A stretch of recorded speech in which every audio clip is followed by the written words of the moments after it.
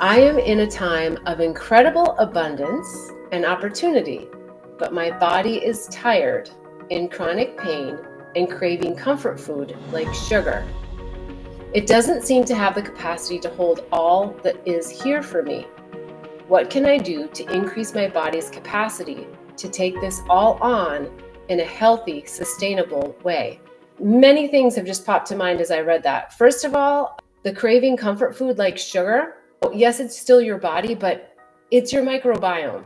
It's your microbiome speaking to the receptors in your brain and the dopamine and all the chemicals that go on with your brain chemistry. I have a feeling you know all of that, but it's not just about the eating, but it's about that chemical connection that causes all of these emotions. And so you've got to get back to, first of all, not being hard on yourself for eating the comfort foods, but finding other comfort foods. So if it is like you need something sweet, have the apples, have the pears, have, things that are going to not have the same high fructose corn syrup type sugar effect.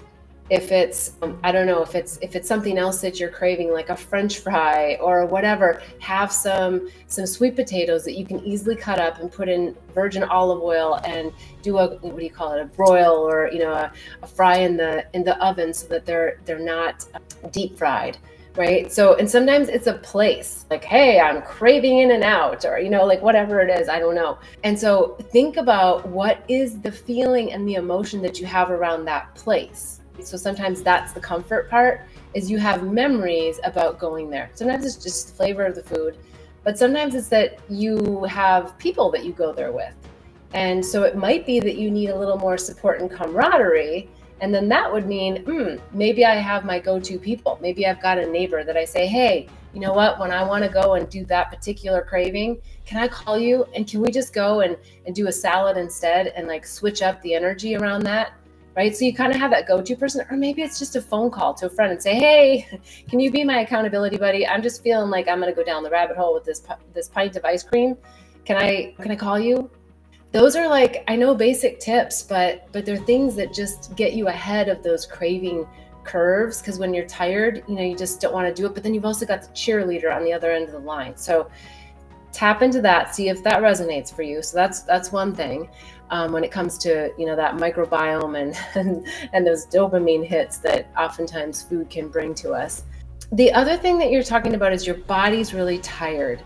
Now, I am going to assume that you are doing everything that makes sense, like getting more rest, that you're doing the basics, right? That you're going to bed at a reasonable time, that you're not watching your electronics just before you fall asleep at night, that you're waking up and getting oxygen and exercise in some way, shape, or form, even if it's just deep breathing, or it's taking a brisk 5-minute walk, or it's doing a yoga stretch. It's something that gets you to come into your body and acknowledge your body and the vitality.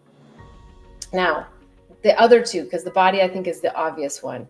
The other two are obvious, but we don't always pay as much attention to them. And that is the emotional aspect of it and what's going on in our mind. Now, I see those as two different things in this context. The emotional aspect is there something happening for me that's creating a lot of emotion and burning a lot of energy, right? Am I in heartbreak? Am I in, like what are the emotions? Contemplation of some sort because of something that's happening at work. So what are those emotions that are draining us? And then the next one is the mind. What are the thoughts that are draining us?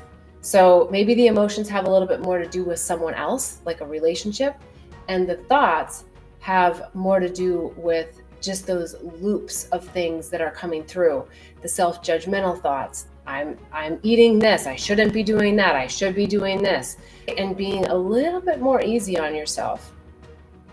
The mind drains us more than almost anything. We can run marathons because people have trained their minds.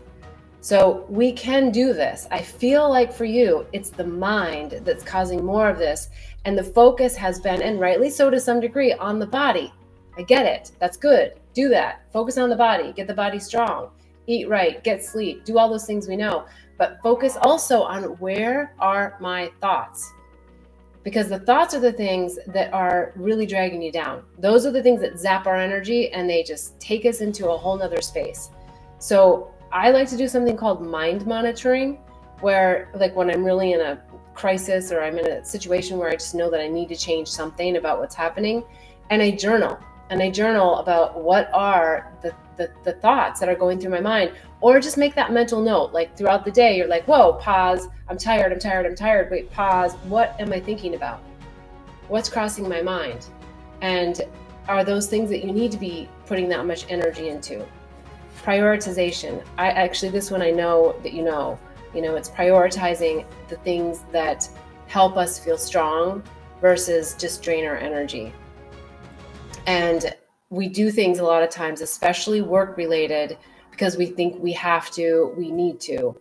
And again, I would say, what is it that you want to feel going to that work meeting, especially if it's like extracurricular, it's an evening event, or it's something you have to do. And I know we have to do some of these things. We have to do the networking. We have to be involved in the social aspect of our job. So I'm not saying not to, but I'm just saying, like, how do I want to feel while I'm there?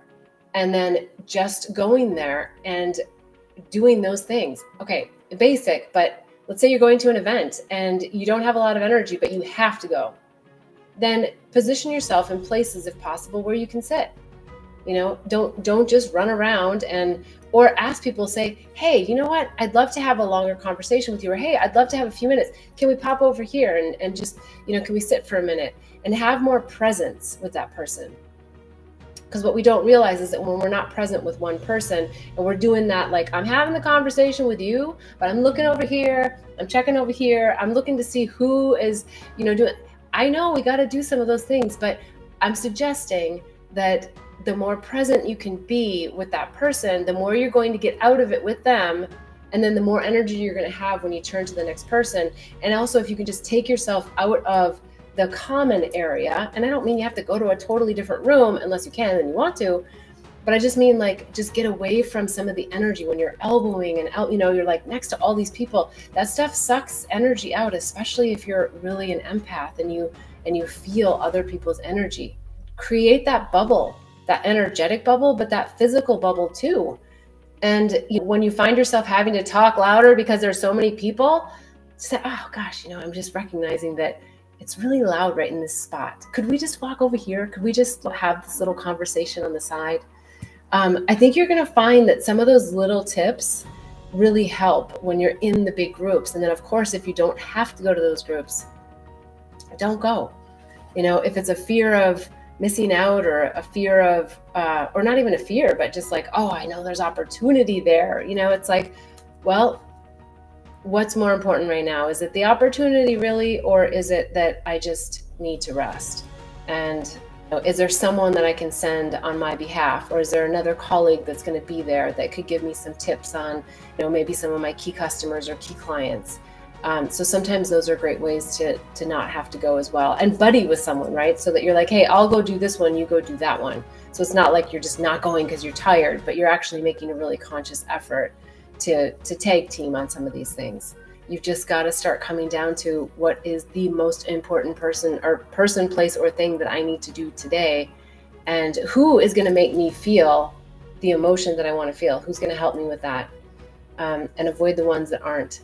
We talked about the body, which I think you're on. We talked about the emotional aspect, and then we talked about the mind aspect, which is the thoughts that are looping for you. And I think that's going to help you a lot with your energy, outside of seeing a doctor, a homeopathic doctor, all those things that you've probably already done, to see if there's any hormones or anything that's off for you. But I'm not a doctor, so it's not my specialty. Today, as always, I so appreciate all of the questions. I love answering them. I love hearing your comments. I love, just really getting a pulse on the collective, right? Because a lot of these have themes to them that are running through as we go along. And you're going to find more resources if you go over to bethbell.me.